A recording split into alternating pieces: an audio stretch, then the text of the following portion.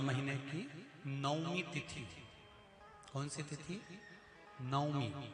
चाहे शुक्ल पक्ष की हो चाहे कृष्ण पक्ष की। 7 दुर्वा। कितनी दुर्वा? 7 दुर्वा अशोक सुंदरी वाली जगह पर चढ़ाकर, शंकर भगवान के ऊपर चढ़ाकर, गणेश जी के चरणारविंद को लगाकर उसको लेकर आना है। हाटकेश्वर महादेव का स्मरण कर। कौन से महादेव? हाटकेश्वर महादेव। उसको लेकर आइए।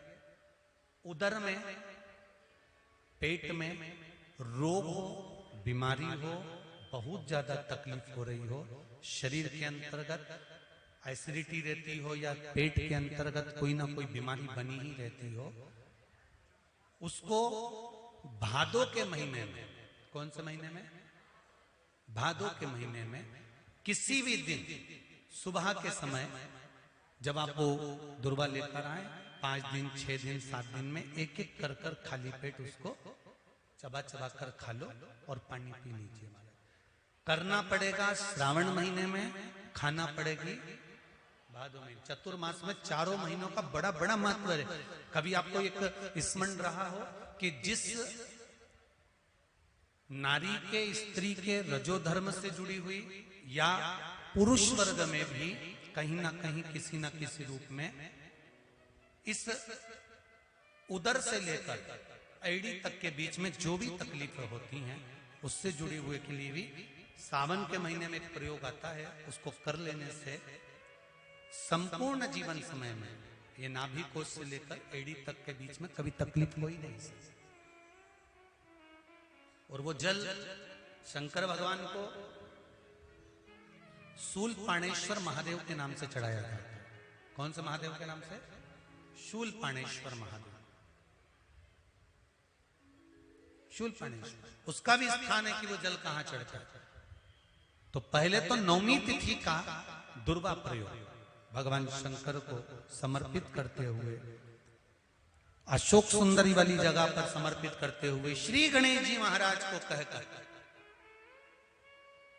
आपको याद होगा जिस समय पर श्री गणेश जी महाराज कुबेर जी महाराज के घर में भोजन करने गए थे, सारा अन्न भगवान गणेश जी पा गए थे, तब शंकर भगवान ने दुर्वा भेजी थी। ये दुर्वा जब गणेश जी को भेजी गई थी तो वो औषधि के लिए भेजी गई थी कि गणेश जी ने ज्यादा पा लिया है तो शरीर में रोग ना हो जाए, पेट में कोई रोग ना हो जाए। तब शिव जी ने भेजी थी अशोक सुंदरी के माध्यम से। इस दुर्वा का प्रभाव रोग मुक्ति के लिए किया गया। एक सफेद दुर्वा, दुर्वा जानते हो सब लोग? अरे जम के तो बोलो। वो गणेश जी को जो धूप चढ़ती है दुर्वा, वो हरी होती है। ये जितनी हरी दुर्वा लगी होती है इसमें एक सफेद दुर्वा भी लगी होती है, सफेद कलर की दुर्वा होती है। एक सफेद दुर्वा शिव जी को समर्पित कर कर, एक लोटा जल कुंदकेश्वर अवधूतेश्वर महादेव का नाम लेकर शंकर को समर्पित करें और उस जल को लेकर वो दुर्वा को वापिस उठाकर ले आए।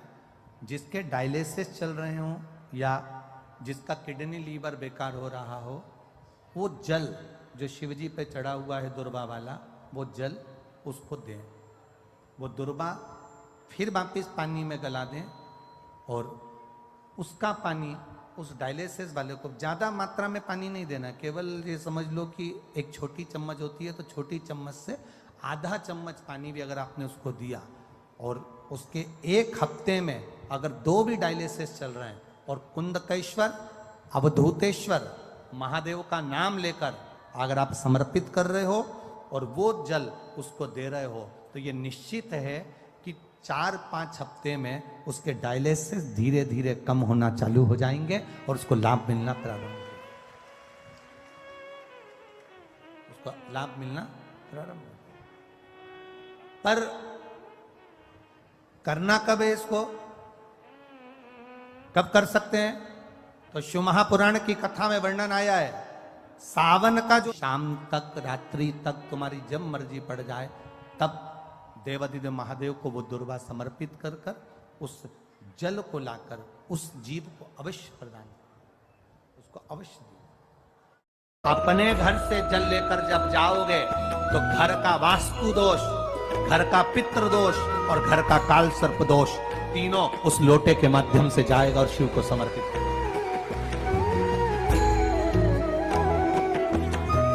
आज फिर निवेदन करूंगा, इस नेपाल देश की पावन धरा से डोलेश्वर महादेव की कथा में निवेदन करना चाहूंगा, जो बेटा बेटी नौकरी के लिए अप्लाई कर रहे हैं, जो बेटा बेटी चाहे सरकारी नौकरी हो, प्राइवेट नौकरी हो, सर्विस के लिए अप्लाई कर रहे हैं, उन बेटा बेटियों से निवेदन है, दुर्वा शिव जी को समर्पित कर कर केवल दूब जानते हो ना, दुर्वा सब जानते हैं, दुबा जो माला पिनाई थी उसमें बहुत सारी लगी थी, बड़ी है यहाँ बताना।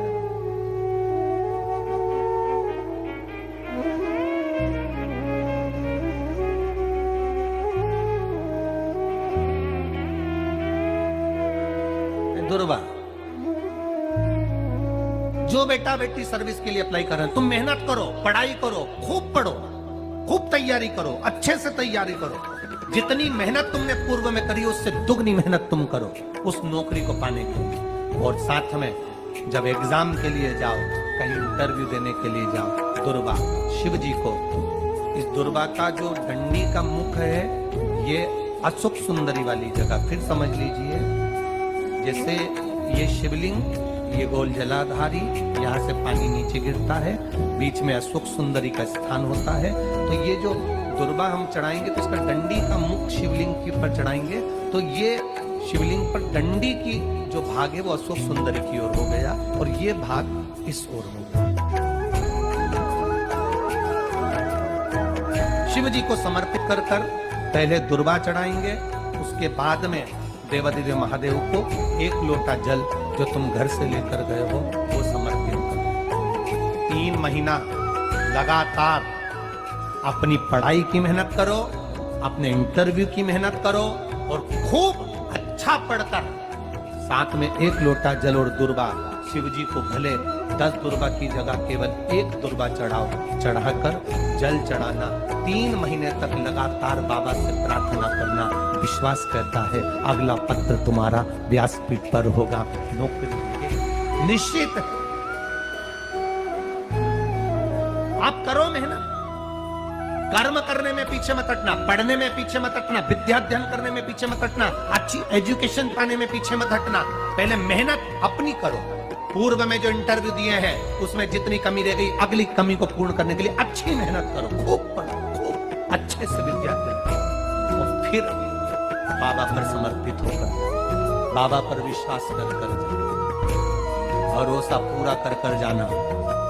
इंटरव्यू देते समय अपना विल पावर मजबूत होना चाहिए कि मेरे साथ मेरा काल अधिपति महाकाल है, अब निकल कर मानो।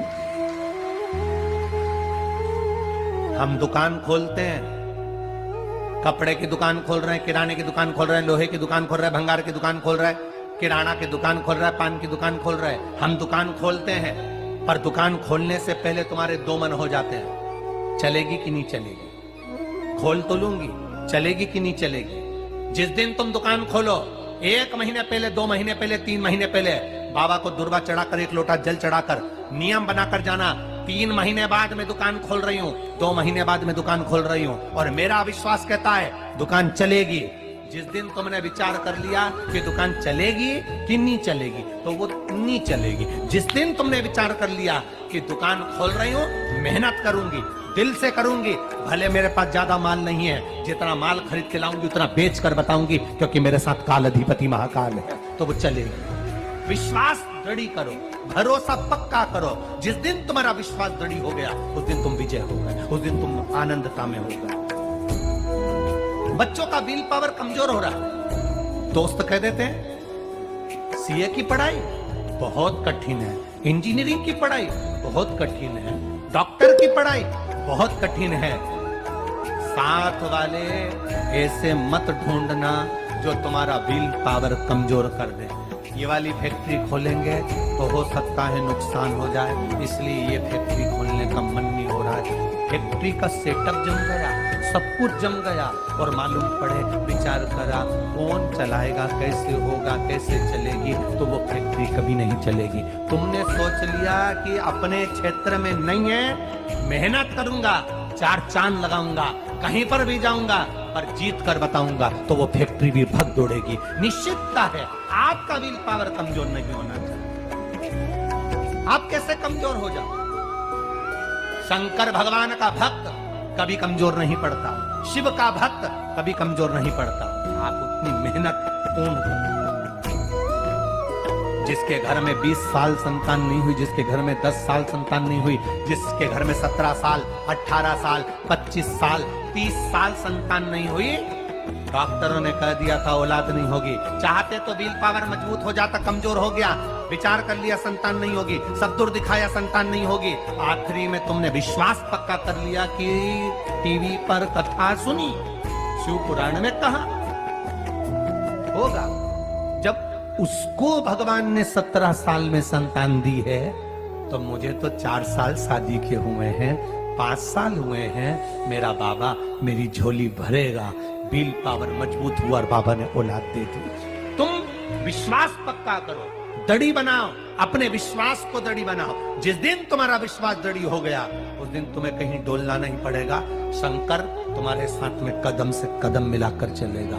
दुकान डालो, चाहे फैक्ट्री डालो, चाहे व्यापार करो, चाहे पढ़ाई करो, दिल से करो, खूब दमदारी से उतरो। उसके बाद में फिर शिव जी पर एक बेल पत्र या एक जम के बोलो, क्या ये दुर्वा, एक दुर्वा, सबसे पहली दुर्वा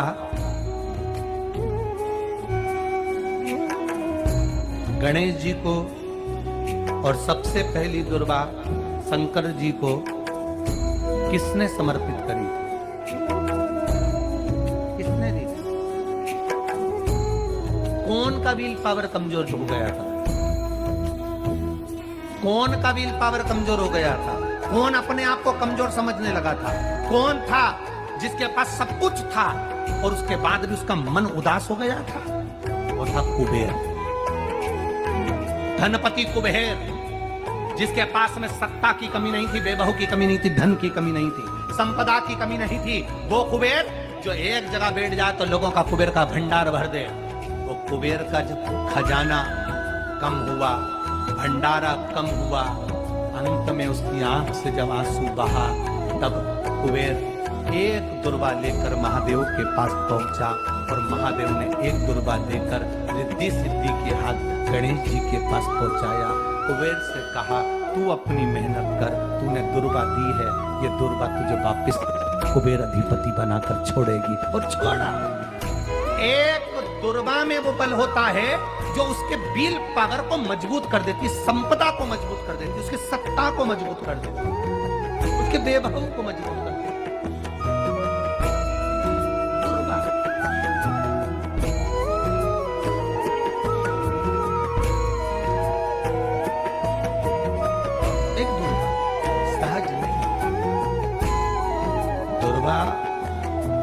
पीछे देखोगे तो डंडी एक है, देख रहे हो आप लोग? आप लोगों को ना भी दिखे तो अपने घर पर जाकर देखना।